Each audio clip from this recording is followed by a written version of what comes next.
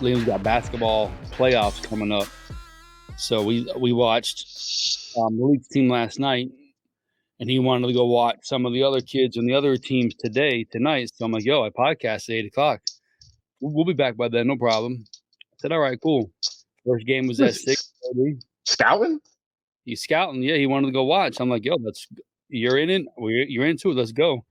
So we go and watch the first game. It's the second best team in the league. They've got these two twins that are kind of tall and a couple other good players, but they only have 6 kids on the team. So if anybody out there plays rec ball of any kind, basketball especially, you got to play all the kids. So our team has got 10. This team has 6. You have to rotate in and out all of the players. So this team has got 3 very good players and 3 so-so players. The good kids never come out of the game. Our team has 10 players. We have 5 good ones and 5 so-so. So when the coach had to switch in, when the good kids got to sit and the less good kids get in the game, it goes haywire. And this has always been my pet peeve when it comes to playing these sports. When I coached Liam years ago, the same thing. We'd have 8 or 9 players. The other team would have 6 or 7. Their good kids would never leave the court, but I'd have to sub in the so-so kids for the good kids, and it drove me crazy. So anyway, we're watching tonight, and this team they got 6 kids, 2 very good. They're twins, 1 in particular. So he's talking got that shit. Fire. No. Trust me, dude. He's an annoying twit. Nobody I know would see this kid and be like, yeah, I want him on my team. Sorry, not sorry, but you can tell what kids are good kids. And oh man. So, and I say that because we're watching the game, and the kid and the other team's coach get into a shouting match. You effing suck. You effing suck. You little shit. You F this. You're an a-hole. Like the kid, the coach to the kid, they're cussing at each other back and forth. All right. Now the kids, they're tall. They're tall kids. Bro, my mic. Like these kids already. They're tall kids, and the coach of the other team is not tall. He's a solid 5'1" on a good day. And this kid's easily 5'8". He's Liam's size, 5'8", 5'9". Coach is a solid 5'1". And I'm like, I'm confused. Who do I get mad at? The big guy is yelling at the little guy, but the little guy is the adult, and the big guy is the kid. It was a whole confusing situation. But then the kid's dad's in the stands. Are you talking to my effing kid? And so the guy, he kind of sits down. Wait till the game's over. And I'm like, yo, this is kids basketball. This is kids basketball. You know what I'm saying? Like, it's intense, bro. It's intense. It's sports. It's intense. So and I love him. But this kid, he is not somebody I would ever want on my team. Like during the games, he runs to the sideline to his parents, grabs like some granola bars. Like he's playing while he's eating. He's dribbling like this because he's better than everybody on the court because they're smaller than he is. Like he's just, and I feel like an old man, but he's got no respect for the game whatsoever. Like just complete disrespect of everything, sports, sportsmanship, all that. And he's like, these kids are 15, 16 years old. He can grow out of it. Or he can double down. My guess is he's gonna double down. He's gonna double down. Unless as long as he's the best person on the court. And yeah.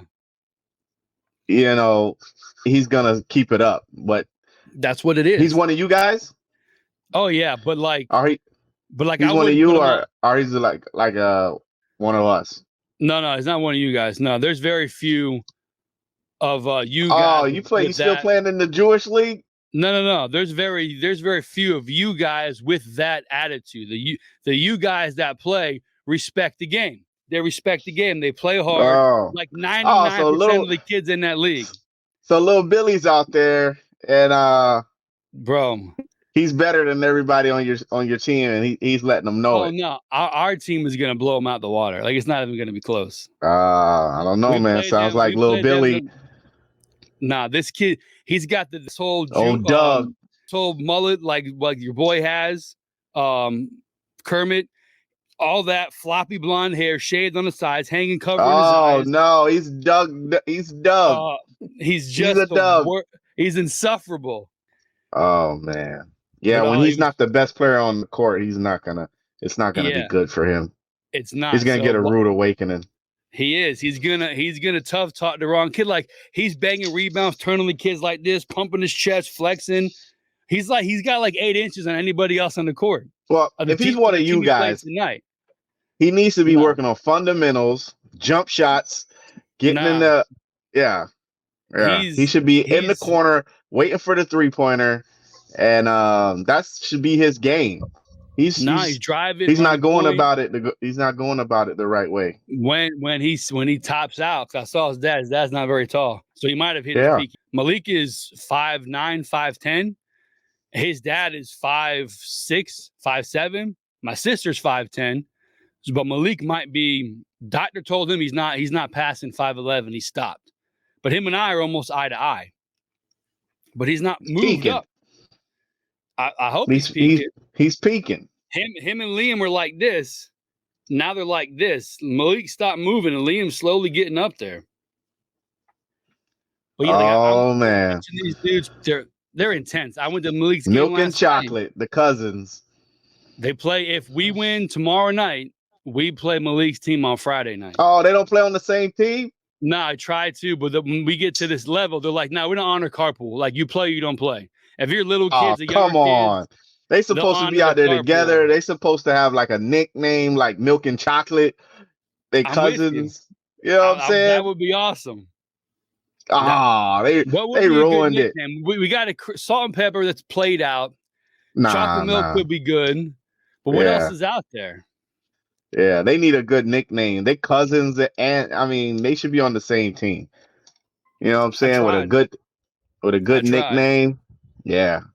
I wrote the organizer. I'm like, yo, it's carpool. Goes, unless you coach and your kid goes to that team, you can draft the other one. You can't be on the same team. I'm like, well, I'm not coaching. we carpool. Now the kids are old enough. They got to find a ride. If this was a younger league, sure, we honor carpools, but no, these kids are in high school. You get here, you can't get here. Like, I respect that. I forgot they were in high school. Why aren't they playing high school?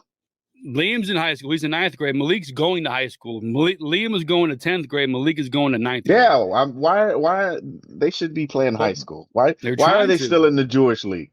Nah, this is a different league. Liam plays at his high school. It's a different rec league. We cut the Jewish league a while back. These coaches in this league are like Liam's coaches at a charter school around the corner for the 8th grade. He runs a travel team, so he knows basketball. This is very different than the Jewish league. Oh, okay. Yeah, much different. So that's why I was late tonight. Liam's like, I want to watch the next game. I'm like, bro, if you're into it, I'll be here. Just know you're cutting into my podcast time. That's fine. I'm the one who's podcasting anyway. Oh God, he threw that out. Come on, Liam. This kid, I try to explain to him, he needs to not be an instigator. Like, something will happen around the house and he'll say something that I know will piss Amy off. And I look at him like, yo, stop instigating. Okay. I'm your dad. I can't drop you, but you're going to instigate the wrong person in real life and they're going to put you on your ass. You have to know when to be quiet. You can drop him. No, I mean, like, legit, like elbow to the face, knock him out. He's high school the wrong now. Shit at the wrong time. He's high school now. You can let him know who's boss. He does at least for the 5 seconds before you get tired. That's true. I would be gassed, bro. I would like get over here. Here, sit down. I'd be dying, bro. But he loves his smart ass remarks, and it pisses Amy off because she's like, all you do is you're like that. He's like you.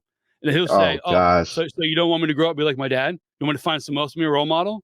And I'm like, Liam, shut the fuck up, because she's gonna get pissed off at me because he's has smart ass remarks that I have.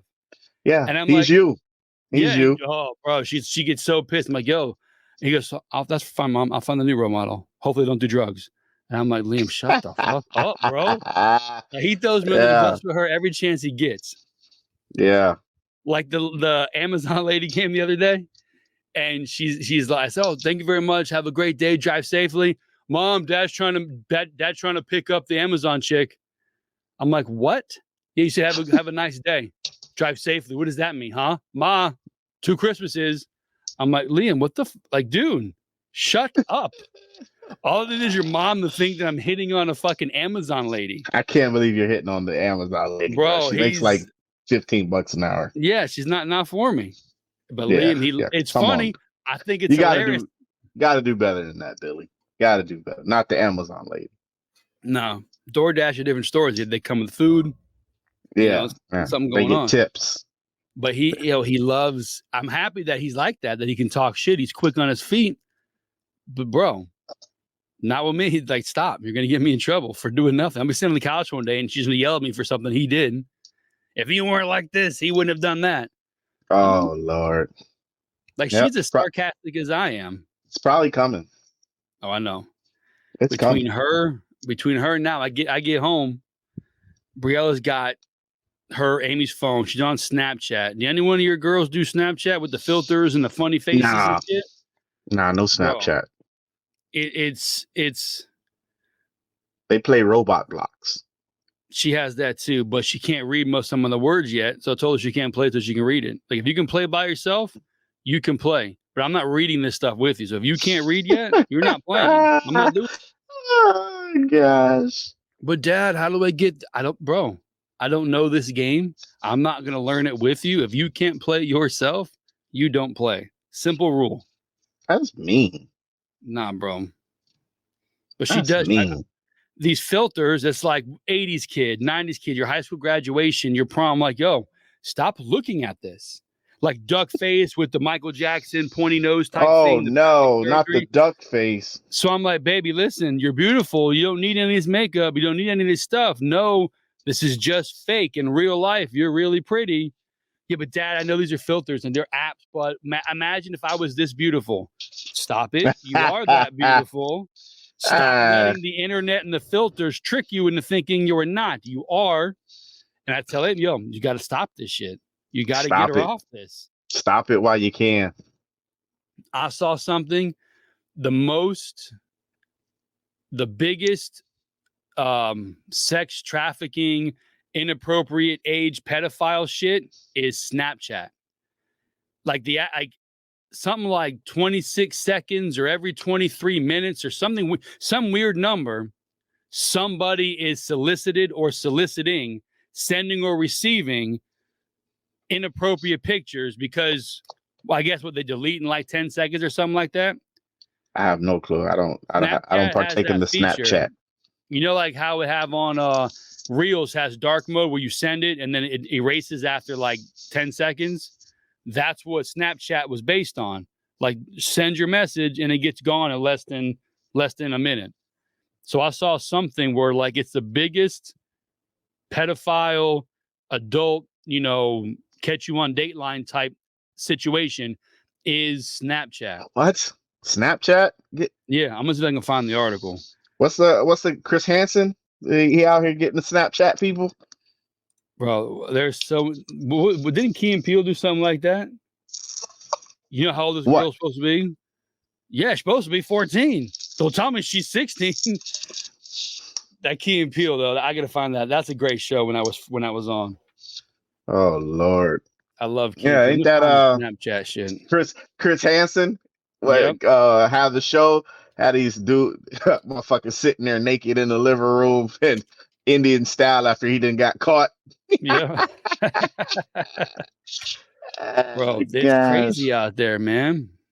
Yeah, people are fucking nuts, man. People are nuts. Why are you on Snapchat trying to solicit little kids?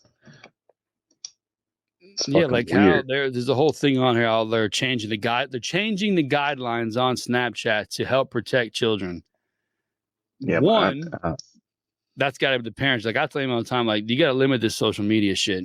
It's bad enough she watches some of these YouTube videos. Like, she loves watching shorts. I don't mind most of them, but she's 6, and some of the stuff that pops on there is wild. So I'm like, yo, you got to put on like watch your something family, Rebecca, so I know what the content is going to be. You can watch it safely without any nonsense. My Little Pony. Yeah, some shit like that. Bluey, watch things like that. Yeah, but you put that on My Little Pony, and then she watches that one, and the next one that pops up, starting automatically, is some weird shit. That's the thing. So that's the issue with that. It's wild. I had a customer the other day. They were talking about, like, when I was a kid, we had 3 news channels, and that was it. I'm like, yeah, today these kids can access the entire world, anywhere in the world, anything in the palm of their hand. Like growing up 50 years apart, 60 years apart, that is a wild thing, bro. Yeah. That is crazy. Let me text this. Oh, that's a Family Guy clip. You ignore me, I can tell, because you always say that's crazy. That's crazy. It's so true. So your boy DJ Moore got paid? Yeah, he did. 4 for 112, 82 guaranteed. What the hell, man? You're a popular guy. Senate to pass bill designed to protect kids from dangerous online content. They should do that. The parents need to pay attention to this stuff. That's the problem.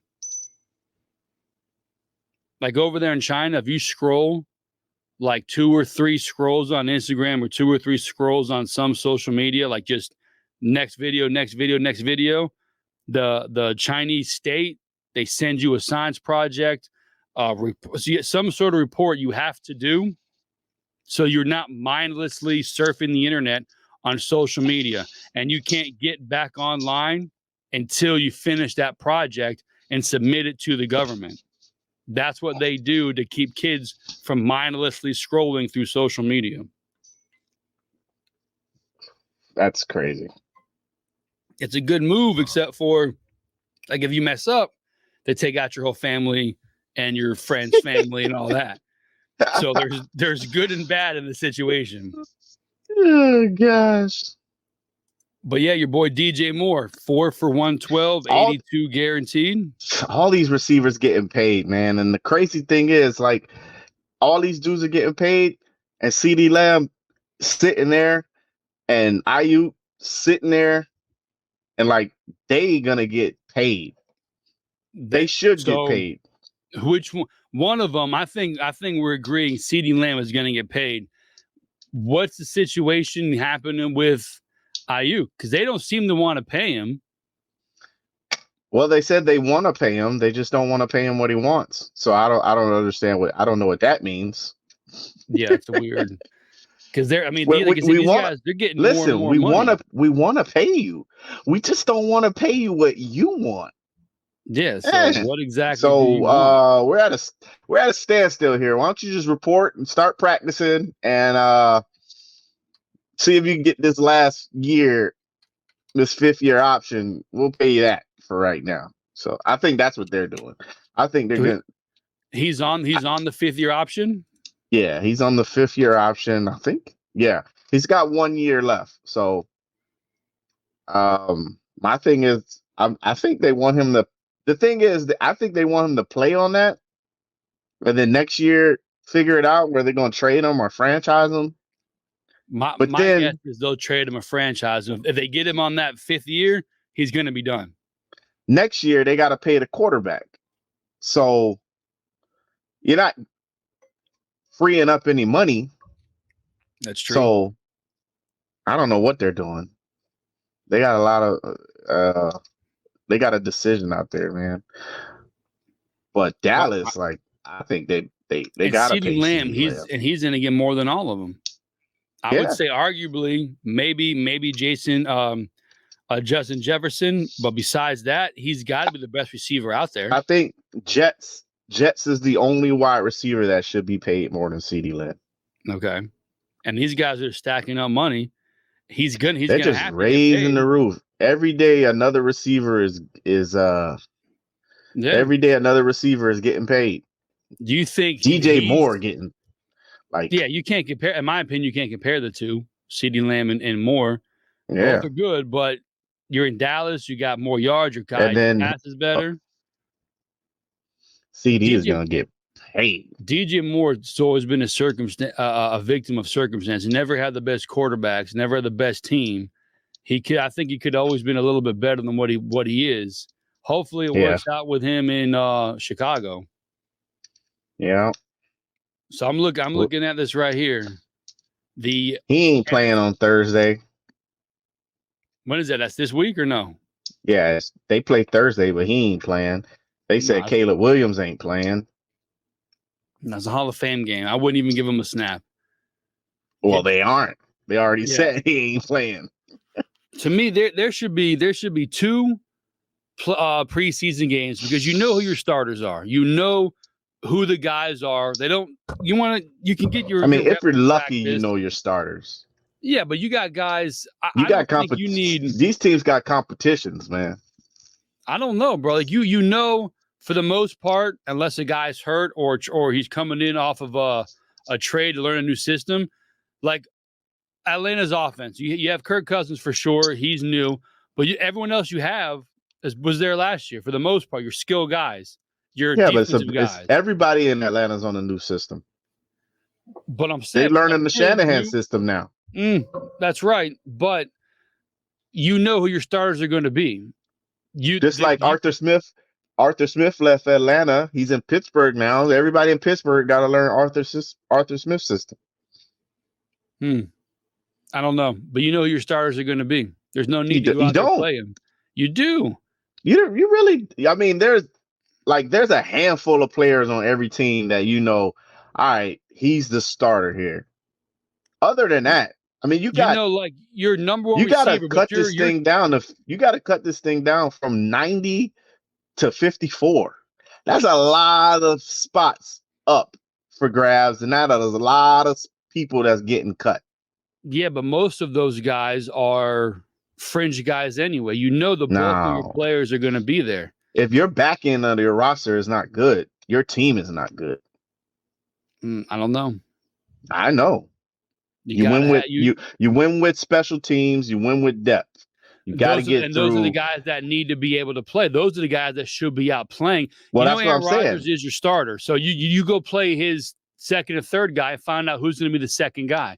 You know, Jet's going to be. That's what I'm saying too. You bulk of your guys. No, it's not the bulk. That's what I'm saying. It's probably 6 or 7, 8 that guys that you know for sure. More on offense is untouchable. More on offense than defense. 10 guys. Everything else, a rookie can come in and take a spot. No, I agree. But he's got to, like you said. So that's what I'm trying to get to. You have CeeDee Lamb out there. He's gonna get the starting spot. You don't know who's the number 2 guy, who's the number 3 guy, but you get these guys in, and the rookie comes in. He shows out all the training camp, 2 preseason games. All of a sudden, he's your number 2. You're not going to replace CeeDee Lamb. You know he's locked in, but you just found yourself a legit number 2 because you were able to get there and practice him, see him on some tape on the field in preseason. Like I said, you have your guys. But I'm saying, every team, it's not like your team is every team. Like you probably got some more than others. Yeah. You know what I'm saying? Like there's spots up for grabs. I'm with you. Are you playing your starters, the guys you know are making your team? Are you playing them at all in preseason? Kirk Cousins, Jet, Aaron Rodgers. Yeah. You got 3 preseason games. What? You got 3 preseason games.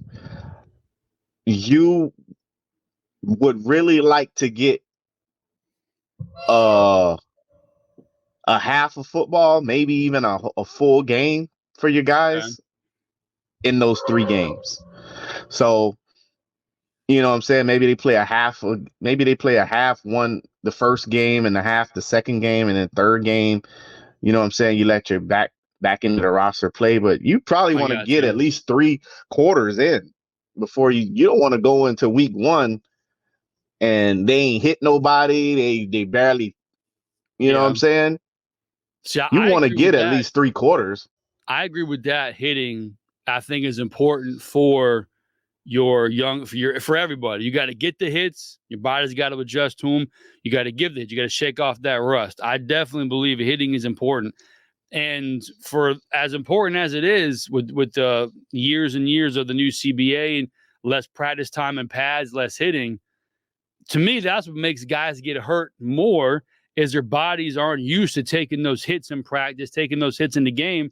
That way you're always trying to like not hit the guy, which we've heard people talk about all the time, knees and ankles and Achilles. You try to slow up running a 4-1 and cut and not hit somebody, you blow your whole leg out. Like, that's crazy to me. You got to let these guys hit, let them teach them to tackle. The NFL, the rule you sent me today with the onside kick, the shit's getting more and more difficult to watch with all their stupid rules and safety and bullshit stuff. Listen, I don't want to see anybody go out there and get hurt, get injured. But you're a professional football player. You're going to get hurt. Well, you can't get used to playing football without playing football. That's the whole. I was always taught that, raised that. 100%. So you can't. I mean, you can't. In practice, you're not going. I mean, you're gonna have those periods where you go full speed. But even when you're going full speed, you're not bringing nobody to the ground. You're thudding and you're getting off. You're not bringing nobody to the ground. So you need those preseason reps. But what a lot of teams are doing now is they're not getting those preseason reps because they're doing the joint practices. So the joint practices is more controlled than a preseason game. So you're still getting those reps against the other team, but it's more controlled. You can control what you're doing in a practice with the other team rather than preseason games. And so that's what a lot of teams are doing. They're doing these joint practices, and then you'll see they'll do the joint practices for like 2 days, and then the preseason game, none of the starters will play because they already got their work against that team. All right. That makes sense. But you got to see these guys. You got to get out there. You got to hit. Nobody wants to see anybody get hurt. You want to see the best on the field throughout the season if you can. But you have to let these guys hit. Like I said, you can't be a football player, learn football, try to take football out of football and expect to be good. It doesn't work that way. Like the shit I see with these guys with this stupid foam helmet now they have in practice. They're the Guardian caps. It drives me crazy. They're getting ready to bring those into the game. If that's the case, I'll never watch football again. I'm done with it. You lie. I'm done with it. I would never watch you lie. And you lie. It's simple. You lie. It has nothing to do with protecting your head. Oh, it protects concussions. And here's how you know the NFL doesn't give a shit about its players or anything other than money and lawsuits. The concussion, the hitting of your head, is when your brain shakes inside of your skull. That is what happens. When you sneeze, your brain shakes inside your skull. When you stop short and the seatbelt holds you back, the brain shakes inside of your skull. That is what causes quote unquote brain damage. That is where the concussions come from. Having padding on your head or not, the simple stopping, your brain shakes in your head. They know that all this is for looks, to get people off their ass for money for lawsuits. That's all it's for. It does absolutely nothing. When you sneeze, you could potentially give yourself a fucking concussion if you go hard enough. If you sneeze and you got a Guardian cap on, you're fine. No, and they want you to believe that. And I believe it. Guardian caps. Those of you out there who believe that shit, I don't know what to tell you, man. Big fan of the Guardian cap. Nah, it's the dumbest shit in the world. world. Can't wait for them to wear it in the game. I'll be done, bro. I'm already this close to not watching anyway. You lie. I got my Bills hat on. I root for my team, but I'm this close. I stopped watching a few years ago. Then Liam got old enough and wanted to watch football. I'm like, all right. So I started watching again, got more into it. And then now, I love watching it. The game of football is amazing. There's nothing like it. But the bullshit, the politics, the greed, the nonsense, I'm so over that shit. I'm so fed up with it. I don't believe you.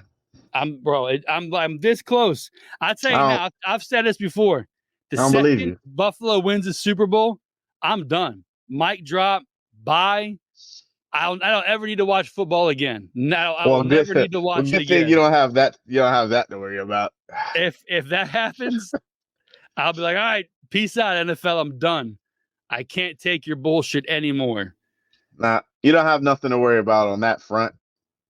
And then talking about that, so you sent the rules of overtime, or excuse me, of onside kick. The new onside kick rule. New onside kick rules for this season. Onside kicks are illegal before the fourth quarter. Team must be losing to kick an onside kick. Team must declare intention to kick an onside kick to officials beforehand. Those are the new rules. Now, except for halftime, I don't see anybody kicking an onside kick most times anyway, especially with the new rules, how they are. You can't catch anybody off sides when you have to line up, not run, and go do it. Before, when you can just do your own thing, Sean Payton against the Colts in the Super Bowl, that makes sense. Don't want to hear it. I don't want to hear it either. I needed this rule then. You did. I needed it with you. I needed it then. Now you have... we would have never lost to the Saints. Never. They caught us off guard with this onside kickery. Hank Basket had it in his hand. Oh God. He was thinking about his wife during the game and blew it. It's devastating, bro. But it hurt so bad. I don't see anybody between that and the Tracy Porter interception. It just hurt my soul. I don't want to think about it anymore. We're on to bigger and better things now. It's like people telling me the Music City Miracle was a lateral when it's clearly forward, and you can clearly see it on the line. There's no denying it. No, that was a lateral. Not even close. Yeah, that was a lateral.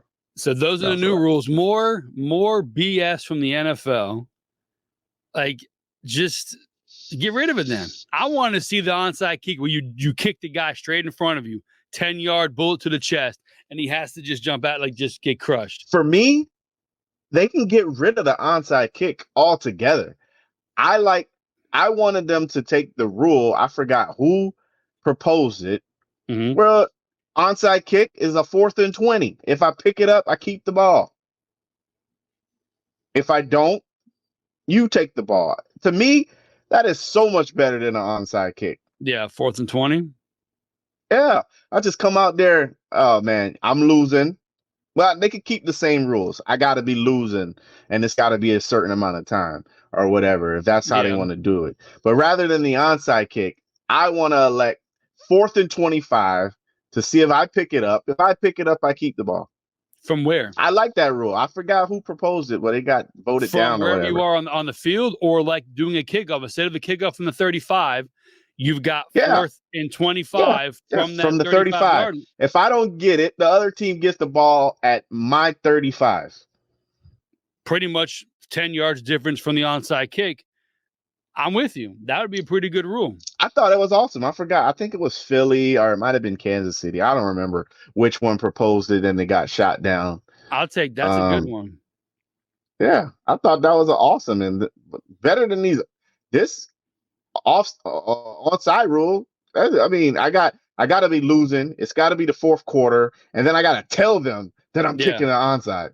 Hey, I'm kicking an onside. But you get all your guys over there and wait for it. Yeah, but you can't stack the line anyway. You've got 5 on one side, 5 on the other, and the kicker. So they're like I'm just kicking it onside. Like, what's the point? Like, what are you going to do? Just onside kick time? You don't see the ball vertical. It's not like your regular kicking. You see it a different way. Like, come on. And you're not going to shock the other team. So we can because they know. I'm telling you. I'm telling the referees. I'm telling everybody in this stand. I'm kicking this onside kick. It's stupid. Now, let me just go to the 35. Let me see if I can pick this 4th and 25 up, and let's keep it going. I like that. That works for me. That worked for me. I wish they would have passed it, but they didn't, and we got this. That was a good rule. I would take that. Yeah. Now instead, you find other ways. I'm actually excited to see the new kickoff, though. I was a fan of it during the XFL year 2 years ago or whatever it was. I was a fan of it. I enjoyed it. I can't wait to see what it looks like. It's going to be like offensive pass interference. They're going to roll with it for a year and then get rid of it just to keep people. Look, we tried it. It didn't work. Just bring the kickoff back to what it used to be. Put it to I think they're going to do it because the way it's set up, the way it's set up, I mean, you basically gotta kick. If it lands in that kickoff zone or whatever, you have to return it, which is good. If they would do the regular rules and put it back to the 6 to the 25, odds are you're going to return it anyway. Yeah. But well, no, now I done forgot the rules already. But if it lands in this kickoff zone, if you fair catch it, well, you can fair catch it, I think, in the kickoff zone, but you get it at like the 20 or whatever, or you can return it out of the safe zone. But if it goes in the end zone, you can get it at the 30. I think it's going to be confusing. Something like that. I'd have to look at it again, the rules, but they want people to return the kick, basically. Yeah, is what it is. Well, we want you to return the kick. It's one of the most exciting plays. 90% of kickoffs were touchbacks. Yeah, I mean, you're kicking from the 35. These guys have world-class legs. Some of them are making through the goalpost with ease. Yeah, so I want to see them return kicks. Then it brings a whole new strategy too, because you kind of changing how you return the kick because the two lines are so close. So a lot of people are going to be doing different things. Some people might go out there and put some linemen out there. Some people might go out there and put some fast people out there. Yeah, because you are lined up right across from each other. Maybe you start seeing some bigger ass. This, to me, special teams, when they got rid of the kickoff return and with all the silly rules, you took away specialty players, exciting players. And I know before I brought up Roscoe Parrish, he's not making most rosters, but as a punt returner, kick returner, he's going to make it. He's going to make an impact. You start kicking off from the 35, you can go put a fullback back there. All you got to do is just catch the ball or put his arms out, and that's it. You give more opportunity when it comes to special teams when you allow more of those plays to happen. And again, the kickoff return is like a home run in baseball. It is an exciting play to watch. It's gonna be interesting. I want to watch it. I'm waiting for Thursday to see what it looks like. Yes, I'm curious to see how it plays out. I'm waiting for Thursday. I want to see what's the strategy. Are you going big? Are you going small? Maybe throw some tight ends out there. That's going to be good. I don't know. I got your top seven riskiest contracts thus far in the NFL. Top 7 riskiest contracts in the NFL. You ready? Based on who? This is Fox Sports. I hope this ain't the people who did the hip hop list for Family Feud. No, God, no. Jeez. So here we go. Number 7, Tua, 4 years. Where's my graphic? Well, I got you. We'll put it up. Jesus Christ! I mean, I don't want to just listen to you. I know you're on your phone and you can't see it. I could squint. All right. Oh gosh, it's so small. See? Oh gosh, a little bigger for you. I see. It says Miami. I just did my DOT physical too. You wouldn't think that, but Miami Dolphins. Tua Tagovailoa. So Tua, 4 years, $212.4 million, including a $167 million guaranteed. Why is it a risk? Are you ready? Yeah, give it to me. Tua led the NFL in passing yards last season. He's had elite production, but how much of his success is dependent upon Mike McDaniel's scheme and the surrounding talent? Tua's shortcomings have been exploited several times, and his poor track record in cold weather games are noteworthy. Although he started 17 games for the first time last season, Tua's injury history is a bit concerning as well, including multiple stints in concussion protocol in 2012. McDaniel's play calling and Tua's surrounding cast, Miami's surrounding cast, must remain strong to prevent this contract from crippling the Dolphins. What are your thoughts on that? Tua, number 7, riskiest deal in the NFL. I got an issue with the Tua hate, and I'm not the biggest Tua guy, but they always bring up his success is tied to Mike McDaniels and Mike McDaniel's scheme. Yeah. Well, guess what, people? Mike McDaniels ain't going nowhere. So I don't want to hear it. He ain't going nowhere. I don't think thought you were going to go another way with that, so you're making a valid point. He's the guy. He's going to be there. Tua, as long as he's there. He's not going nowhere. So stop telling me that he's only good because Mike McDaniels is there, because Mike McDaniels is going to be there. Yeah, if anyone's at risk of leaving, it will be Tua, not McDaniels. Yeah, but all right. So risky. I didn't think the deal was that bad. I don't think the deal's bad. I think Tua's worth it. Like what else were the Dolphins going to do anyway? That's where it gets tricky. So based on he's injury prone, can't win in cold weather, has not beat a 500 team last year, and you give him 167 guaranteed. All that makes sense, but we've talked about it on here many times before. What's your alternative? Who is going to be your starting quarterback? Yeah. Is it going to be Mike White, Skylar Thompson? Who else is out there that is a viable starter that's available for you to put on your team? And my thing is, with nobody. My thing is like people are complaining about these quarterback deals. Like Tua deserves to get paid. If Trevor Lawrence got what he got, then Tua deserves to get what he got. That I will get behind on that one because I am not a Trevor Lawrence guy. Like all these guys are getting money. Jordan Love, he won 9 games and he just became the highest paid quarterback. Well, speaking of Trevor Lawrence, number 6 riskiest deal in the NFL, 5 years, 275, 200 million guaranteed. Trevor Lawrence. Why is it a risk? A deeper dive into the contract makes the numbers more palatable. But as Lawrence enters year 4, we're still questioning if he can be a consistently great quarterback, let alone an elite one. His turnover numbers since entering the league are alarming. He has 60 since 2021, which leads the NFL in that span. Jacksonville is in its window of contention. If Lawrence doesn't elevate his play, the contract could set the franchise back for years. So for me, I am not a Lawrence guy. I do not think he is a good quarterback or a great quarterback. I think he's serviceable. I'd keep him in the top 16. He had a lot of hype coming out of college. Didn't translate to the NFL with that skill that he had. And has he had the best skill players? Probably not. Has he had the best defense? They've got a decent defense. Coaching, Meyer's gone. Peterson's in there. They do better, but I just don't see Trevor Lawrence as somebody that's, he's my franchise guy. We're taking him all the way to the Super Bowl, 10 years on my team. I personally cannot do that.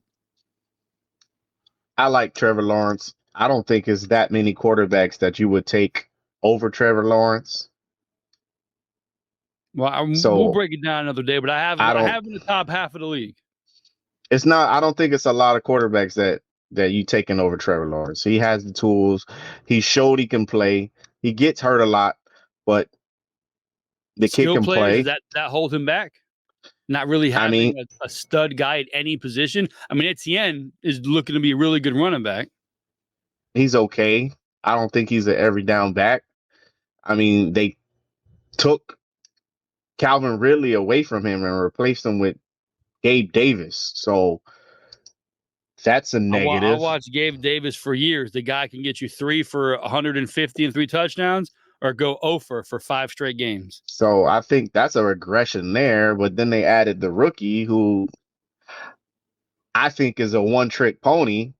So I don't know what they're gonna do there. But I like the coach and I like the quarterback. And but if it doesn't pan out, if that's the market, then he deserves to get what he got. And this is there's not a lot of quarterbacks that you taking over Trevor Lawrence. This is where you and I disagree when it comes to market value versus what you mean to the team. I get it. You got to pay what the value is because someone else will pay and take your guy. But if your guy isn't that good, like they say here, if it doesn't work out, they set him back $200 million. That could be pretty bad for a team if this is not your guy and you got to start over again in a couple of years with no money. Yeah, but my thing is you could say that for 20 teams in the league. Agreed. All these quarterbacks are making money. Yeah, I'm with you. Number 5, not a quarterback, Green Bay Packers running back Josh Jacobs. 4 years, $48 million, $12.5 million guaranteed. Why is it a risk, you ask?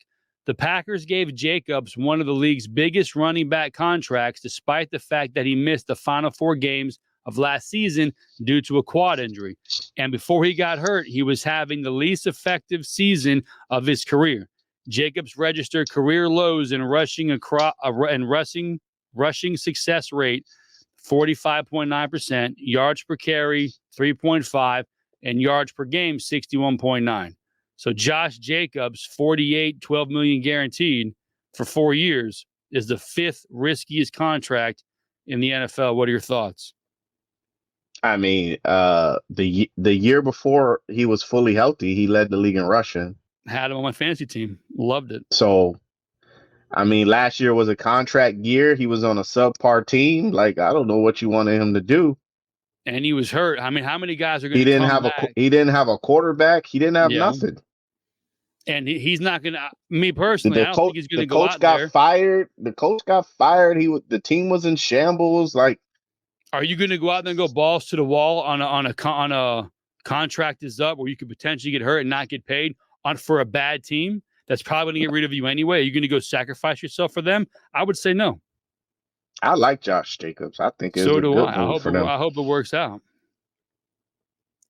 Number 4, Tennessee Titans, Calvin Ridley, 4 years, $92 million, $50 guaranteed. Why is it a risk? Ridley will be 30 years old before the end of 2024. He may have less wear and tear on his body than a typical wide receiver of his age and caliber.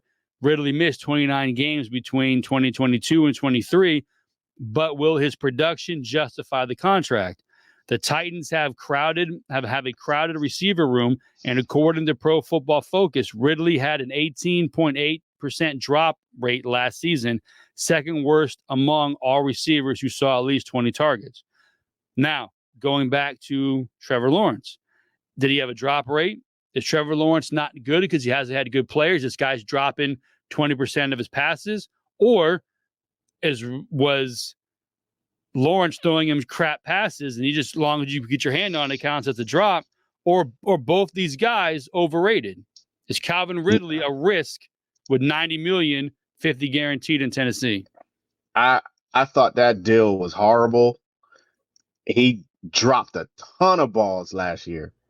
In his hand, he just dropped a ton of balls. Okay. So and then you're going from Trevor Lawrence to Will Levis. Huge drop.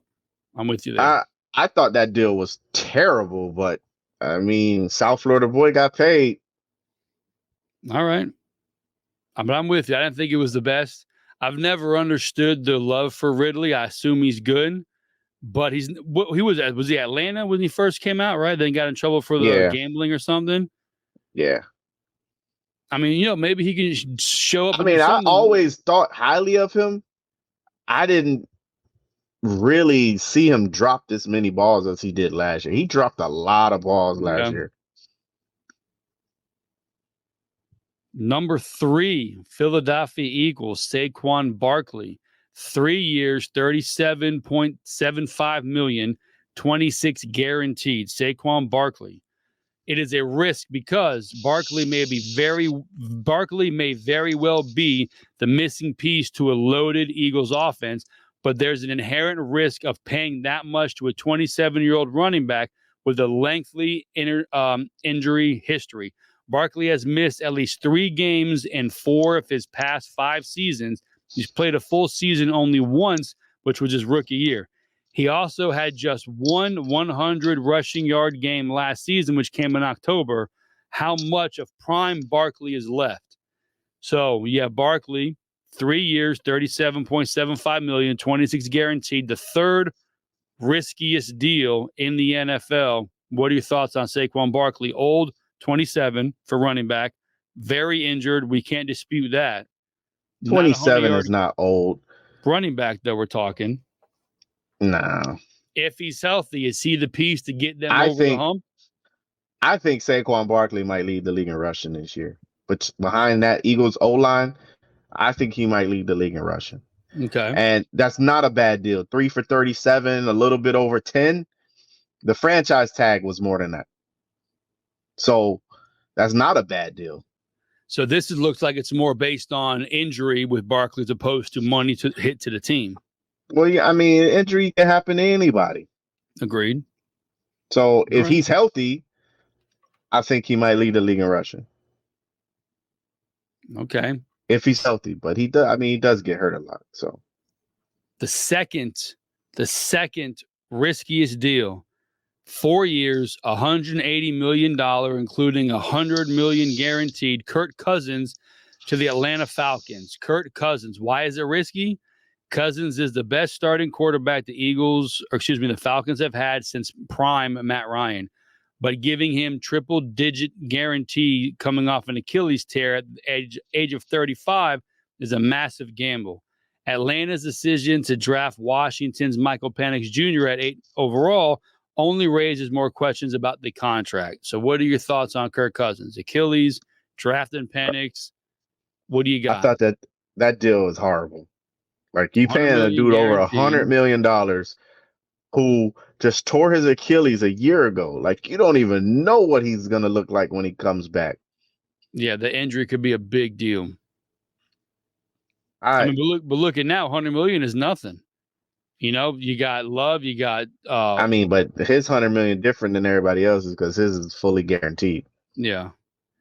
No, his contract is great for him. His agent, they work out fantastic. His agent, Kirk Cousins is the biggest gangster in the NFL. Like, the robberies that he consistently comes away with, it's just crazy.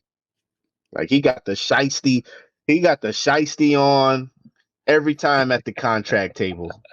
This dude hasn't won anything. Nope. Nothing. And he just keeps getting guaranteed contract after guaranteed contract. I don't know who he got working for him, but he needed to come do my contract. So Cousins are risky based on obviously the age, the Achilles tear. You know what's going to happen. $100 million guaranteed. The second riskiest deal in the NFL, Kirk Cousins. He wasn't winning nothing with the good Achilles. It's a valid point. And here is number one, Green Bay Packers, Jordan Love, 4 years, $220 million, 163 guaranteed. The number one riskiest deal in the NFL, Jordan Love. Why is it a risk? It's obvious. Love has only started one full season. Of course, the Packers had to pay the former first-round pick. He had been entering a contract year. And in this time of skyrocketing quarterback contracts, the next guy up sets new financial records in his deal. Love's 55 average annual ties, Jaguars, Trevor Lawrence, and Bengals, Joe Burrow, as highest in league history. You don't have to be the best, like you said, market value. But that doesn't erase the tremendous risk of paying Love off of one great year. Can he maintain greatness year after year as Aaron Rodgers or Brett Favre did before him? If Love can't build on his success, his contract will be a long-term disaster for the Packers. How risky is this deal? I don't understand why they keep saying he had a good year. He had a good back half of a year. It's tied to that one playoff win. I'm telling you that he had a good back half of the year. They still only won 9 games.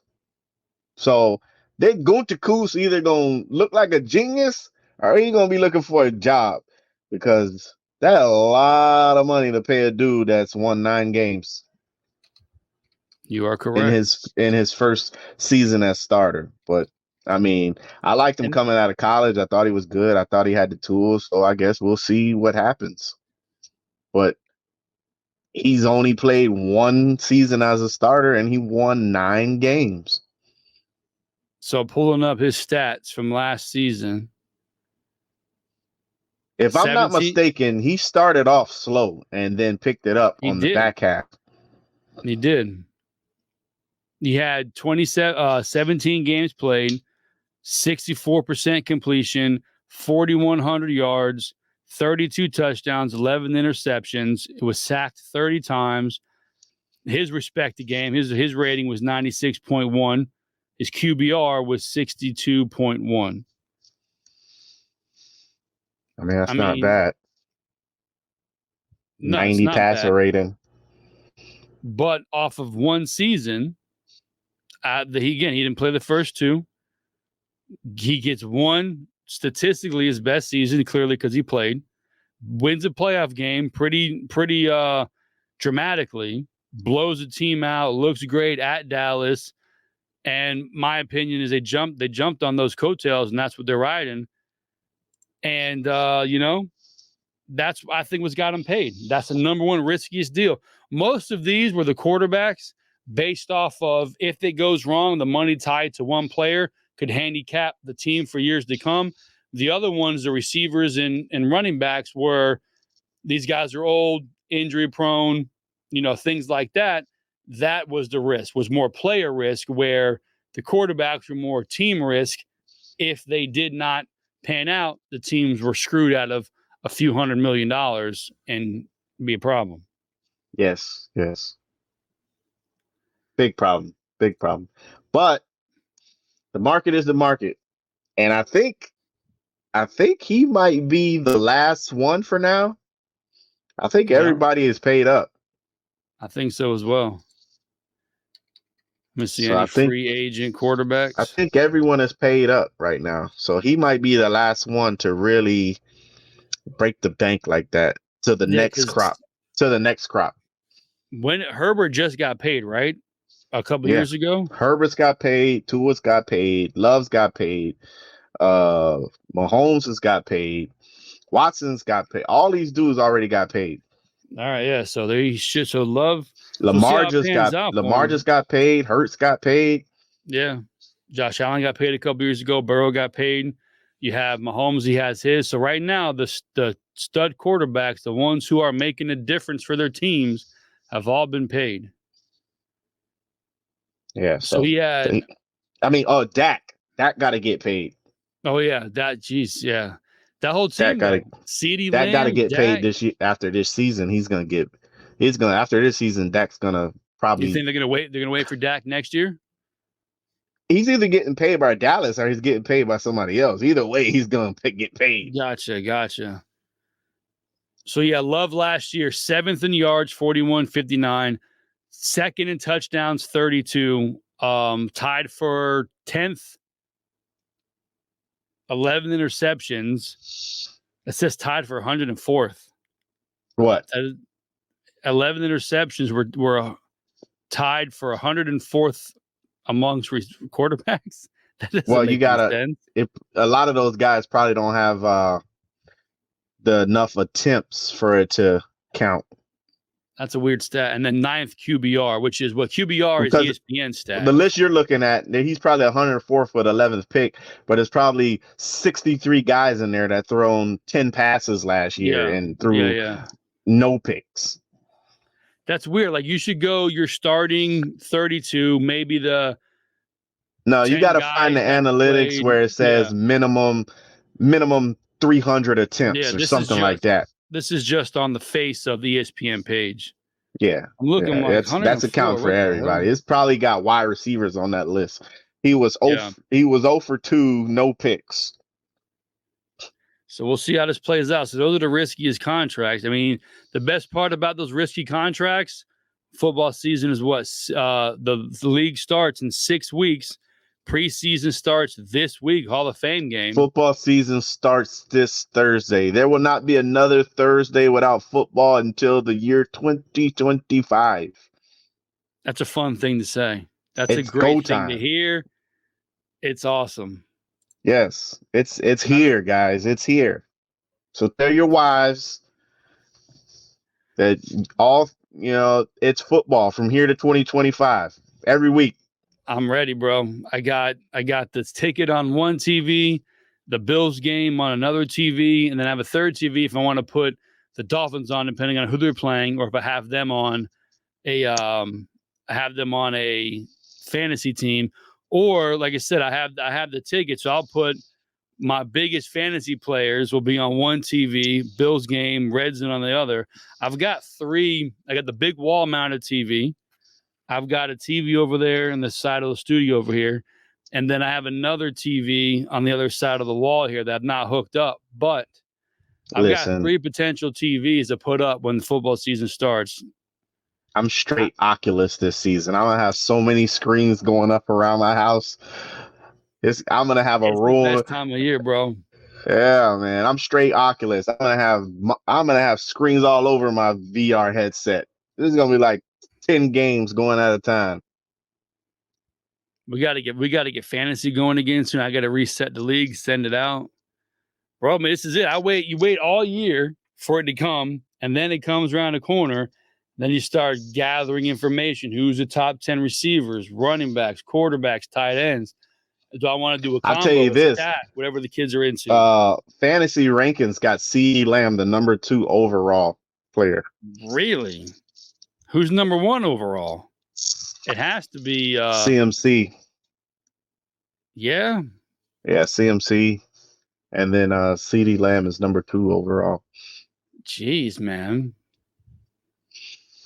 But I don't know, man. Unless he get that big deal, he might not be showing up because he down in Texas somewhere working out. He didn't even do the hold in. That way, said, "Man, I'm not even coming. I'm not even showing up. You can find me all you want, buddy." Yeah, just pay me. You can have your money back in the fines. We'll be good. Just give me my big lump sum. You can find me all you want. I ain't showing up. You can find me in the club. That paper clear. I'll sit this whole thing out. So he didn't even hold in like Ayiuk over there walking around practice every day, looking stupid, holding in. Hey, you need to go home, bro. You might as well just go home. Well, they don't want to get fined. I'm just here so I don't get fined. I'm just here so I don't get fined. They don't want to get fined, so they walking around holding in. So that's a weird setup, but I get it. But CeeDee's like, CeeDee's like, I'm good. Find me. I'm not showing up, guy. I think that sends more of a message. Like, I don't care about the money per se. You're disrespecting me. I've given to you. Your turn to give back to me. You want to draw this out? Have they hit him with a franchise or no? No, they can't. He's not a free agent. Okay. Oh, he's got he's expired. He's got one more year. This is the last year. He's on the 5th year. So they can't franchise him yet. Interesting stuff. I got to shave, bro. Somebody called me a Viking today. A Viking? Like a like the Aren't Vikings blonde? The girl Viking? Nah, bro. Like Vikings. Like the Minnesota kind. Nah, you don't look nothing like a Viking. Yeah, I know that. First they're blonde. Say they got long hair. Nordic. My shit. Yeah, I'm not Nordic, bro. And it was a dude, dude. He was gay. Was a dude. That's what I'm saying. He's like, you look a Viking. I'm like, yeah, you look like a Viking. I'm looking in the mirror, and then one day, boom, beard, hair, I gotta shave it. No, it looks good. I was like, okay. Cool. Thanks, bro. He wanted you to ride his bike like the Minnesota Vikings guy. Hell no. What do the kids say? No pause? No pause. Oh, no, it's just pause. Pause? I don't know. No Diddy? Is that what it is? Did I cross No Diddy. Pause. No Diddy. Pause. Okay. I don't know, bro. I'm not hip to the game anymore. I don't know these things. No. You think you look like a Viking? So yeah, he's like, no, looks good. I was like, okay, bro. Chicks say that. Yeah. Oh, like a Viking, like Thor, Norse god. I can get a chick saying that if I have blonde hair, but some dude, like, oh yeah, it's not bad. It's not bad. That's what's his name? God. You know what I'm talking about? Kim Jong-un or whatever his name is. Yeah, I was gonna say Kim, like that's the wrong one, but yes, you know what I'm talking about. That Jim Young Kim, one of them guys. Every time I see it, every time Ken Jung, every time I see it, gay. It fucking gets me every time. It might be my favorite meme, bro. It's the funniest one because you send it, you hear it, you know what's going on. It gets the message across. Definitely gets the message across. All right, let's wrap this up. We had a late start today, episode 65. Sorry, people. We'll get better next week. We're going to start with the football stuff, the rankings, our top 10s, fantasy thoughts, division winners, predictions. It's the best time of year. It's like Christmas. We're going to get going. I really got a problem with this Hard Rock app. They won't let me be great. I saw that. Yeah, you can't get your parlay. They can't let me. Listen, when I lived out of town and when I used to live in Kentucky and I was on FanDuel, I can do all kinds of stuff. Last year, I had a parlay with all the awards. Hard Rock won't let me parlay 2 of them. Yeah, they got to get that shit figured out. I just want to parlay offensive rookie of the year, defensive rookie of the year. Why won't you let me be great? Hard Rock app. Please explain this to me. I'm killing it. I hope you cashed out. Well, somebody got my money. You could call it a cash out. Now, if I took the money out, it's a different story.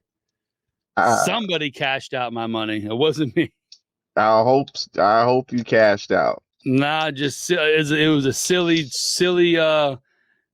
desperation bet to make money back and lost it. So I'm cooling off.